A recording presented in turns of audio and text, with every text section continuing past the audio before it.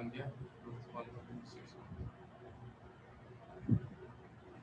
जी तो मैं क्या कह रहा था, प्लीज कोई चैट में लिख दे अगर आवाज आ रही है।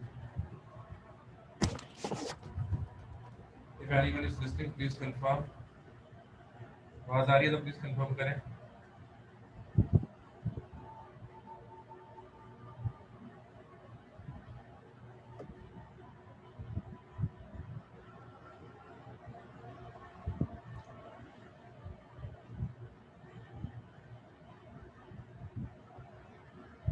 अच्छा अच्छा क्लियर नहीं आ रही ना, सिग्नल डाउन है, क्लियर कहाँ से आएगी? Your internet connection is unstable लिखा हुआ आ रहा है। बस भाई अभी तो गुजारा करो। इसमें रिकॉर्डिंग हो रही है ना, रिकॉर्डिंग भेजूंगा जल्दी यार, मुझे बहुत इंटरनेट क्लास में बहुत डिस्टर्ब हो रही। सो कहाँ थे हम? तो मैं ये कह रहा था पाकिस्तान के मौजूदा हालात यही है, हमारी इंपोर्ट्स ज्यादा है, इंपोर्ट्स ज्यादा मतलब खर्चे हमारे ज्यादा है, और एक्सपोर्ट्स कम है मतलब आमदनी कम है, इसलिए पाकिस्तान डेप्टर यानी कि पाकिस्तान एक उधार लेने वाला मुल्क। Balance of trade account has an important bearing on the economy of a country. और बैलेंस ऑफ ट्रेड जो अकाउंट है उसकी बहुत इंपॉर्टेंट बेयरिंग है on the economy of a country. A favorable balance of trade enhances the capacity of the country to import goods and services, which leads to expansion in foreign trade. और balance of trade जो है account has an important bearing on the economy of the country, इसका बड़ा important effect होता है पूरी economy of the country पर। एक अच्छी बैलेंस ऑफ ट्रेड क्या करती है, वो आपको एनहेंस करती है आपकी कैपेसिटी को, आप फिर ज्यादा बिजनेस कर सकते हैं, ज्यादा काम कर सकते हैं। अच्छा जी, और अगर उल्टा हो जाए, अगर आपकी बैलेंस ऑफ ट्रेड खराब है तो आपकी उसके साथ साथ आपकी ताकत कमजोर होती रहेगी, आपकी इकोनॉमी कमजोर होती रहेगी, जो कि पाकिस्तान के साथ हो रहा है। भाई पाकिस्तान को आपको पता है दुनिया का सबसे ताकतवर मुसलमान मुल्क पाकिस्तान, लेकिन उसके बावजूद पाकिस्तान के वजीर आजम अमरीका जाता है, उसकी शर्ट उतार कर उसकी बेइज्जती की जाती है चेकिंग लेने के लिए, और वजीर आजम आके क्या बोलता है कि भाई वो उनका कानून था, मैंने उसको ओबे किया। और वो फखर से बताता है, लेकिन मेरे हिसाब से नहीं, you are not a single man and you are going somewhere, you are the prime minister of 220 million nation, तो आपको वैसे ही परफॉर्म करना चाहिए। हमारी 22 करोड़ लोगों की इज्जतें आप हाथ में लेके गए थे, छठ उतार दी आपने और जाके। इसके मुकाबले में टर्की का एक मामूली सा बिजनेसमैन जाता है अमेरिका, और जब उससे शर्ट उतारने कहा जाता है तो वो इनकार कर देता है, और उसके इनकार करने की वजह से उसको इवन न सिर्फ इनकार कर देता है बल्कि वो अमेरिका में अप्रोच करता है लोगों से और कहता है कि मुझसे ये एयरपोर्ट का अमला मुझसे माफी मांगे, कैसे उन्होंने मेरी शर्ट उतारने का मुझसे कह दिया, क्या मुझे जानती नहीं कि मैं कारोबारी शख्स हूँ, मेरा अमेरिका में भी कारोबार है, मेरा वहाँ पे भी कारोबार है। और ये सारी बातें सुनने के बाद जो है उसको जाने भी दिया जाता है, उसको अपॉलोजी भी की जाती है। कहाँ एक प्राइम मिनिस्टर का एक मामूली सा जो है वो बिजनेसमैन, और ये सिचुएशन देखें, दिस इज व्हाट हैपनिंग।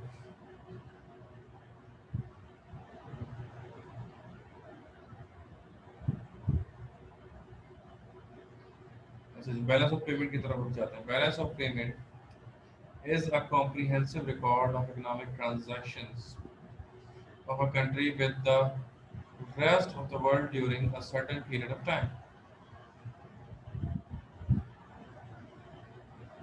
तो बैलेंस ऑफ पेमेंट क्या होता है? कॉम्प्रिहेंसिव रिकॉर्ड होता है इकोनॉमिक ट्रांजैक्शंस का of a country with the rest of the world during a certain period of time। यानी कि बैलेंस ऑफ पेमेंट में क्या आता है, बेसिकली मैं आपको बताऊं, इसमें बहुत ज़्यादा तरीके से एक्सप्लेन नहीं किया हुआ, so I will write on my own, आप लोग लिखिएगा साथ साथ, ठीक है ना।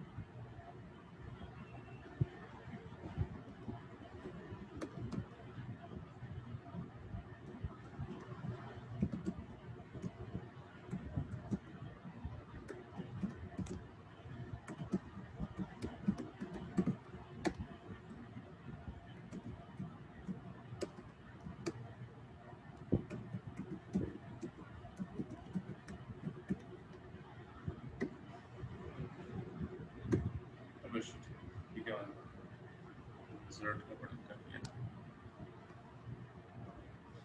The difference between total receipts and total payments of a country are called balance of payment। ठीक है जी, डॉट से डिलीट हो रहा है जी।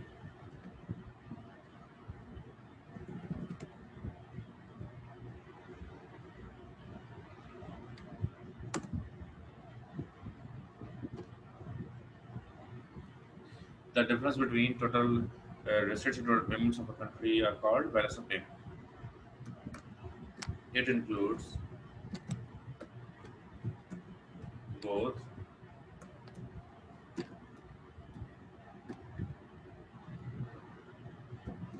visible as well as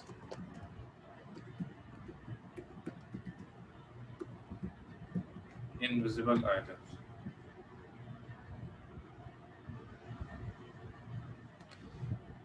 ठीक है जी।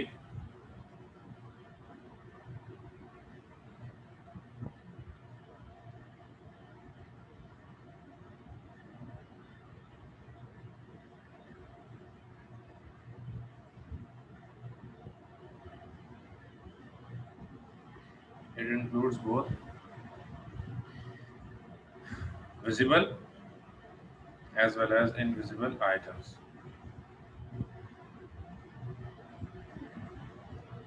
ठीक है जी।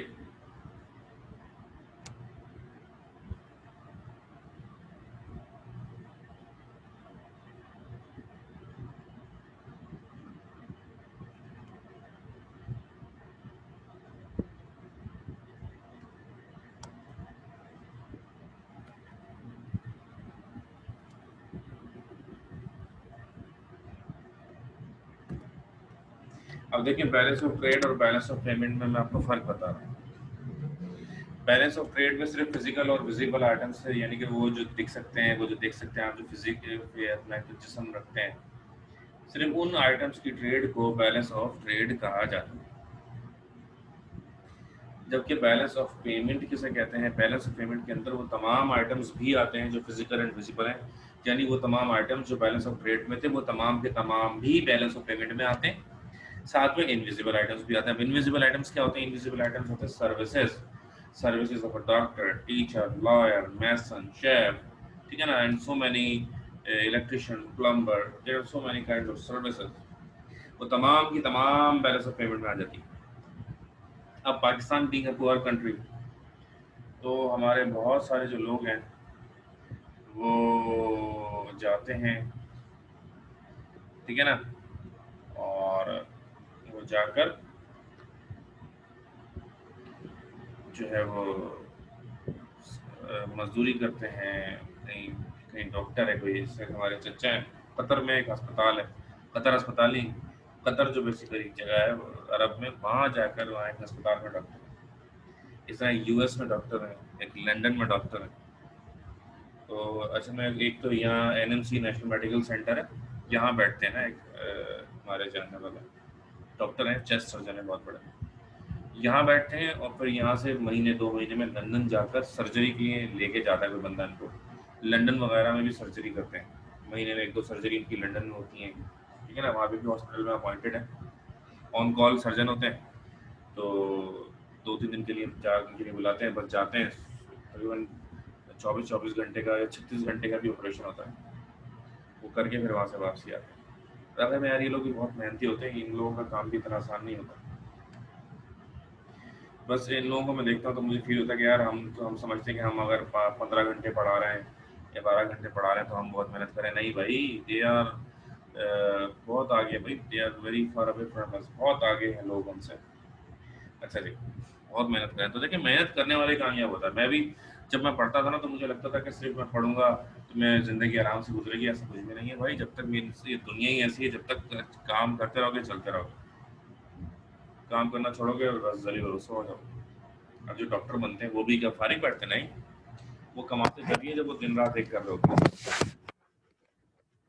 इवन 12 घंटे का ऑपरेशन, 24 घंटे का ऑपरेशन, 36 घंटे बगैर कुछ खाए पिए ग्लव्स लगा के लगातार ऑपरेशन करना, it is not so easy. मैं वो देख रहा हूँ बहुत सारे हॉस्पिटल्स वगैरह है।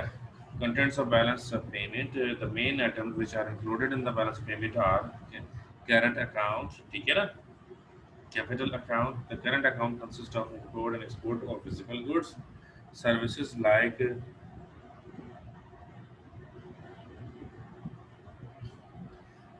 like expenses on travel, transport, insurance fees, and commissions. Private unrequited transfer, donations, pensions, and grants. ये तमाम चीज़ें बैलेंस ऑफ पेमेंट का हिस्सा होती हैं। ठीक है जी, यहाँ पर ये सवाल हमारा कंप्लीट हुआ। नया सवाल इंशाल्लाह हम अगली क्लास में शुरू करेंगे। सर जी जी बोलिए। वो जो पहला पैराग्राफ है उसमें आप वो करवाएंगे, क्या बोलते हैं शॉर्ट? यार वो, नहीं नहीं हाँ, नहीं नहीं नहीं, ये एज इट इज़ लिखना है। ये पूरा लिखना होगा। अच्छा सही है। ठीक है, आप स्क्रीनशॉट लें अगर किसी ने नहीं लिया। स्क्रीनशॉट ले लें, 1 2 3। Okay, one more. कल इंशाल्लाह मिलेंगे इसी जोश और जज्बे के साथ। आखिरी बात बताता चलूँ कि बस नेक्स्ट वीक और ऑनलाइन क्लास होगी, और नेक्स्ट वीक के बाद जो हमारी क्लास होगी वो आमने सामने होगी कोचिंग सेंटर के अंदर इंशाल्लाह अज़्ज़ा वजल।